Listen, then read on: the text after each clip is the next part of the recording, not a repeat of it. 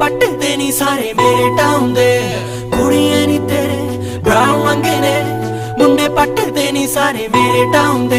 ਕੋਈ ਕੰਮ ਉੱਤੇ ਜਾਵੇ ਨਾ, ਰੋਟੀ ਪਾਣੀ ਖਾਵੇ ਨਾ, ਗੋਰੀ ਗੋਰੀ ਕੁੜੀਆਂ ਨੂੰ ਕੋਈ ਮੂੰਹ ਲਾਵੇ ਨਾ, ਕੰਮ ਉੱਤੇ ਜਾਵੇ ਨਾ, ਰੋਟੀ ਪਾਣੀ ਖਾਵੇ ਨਾ।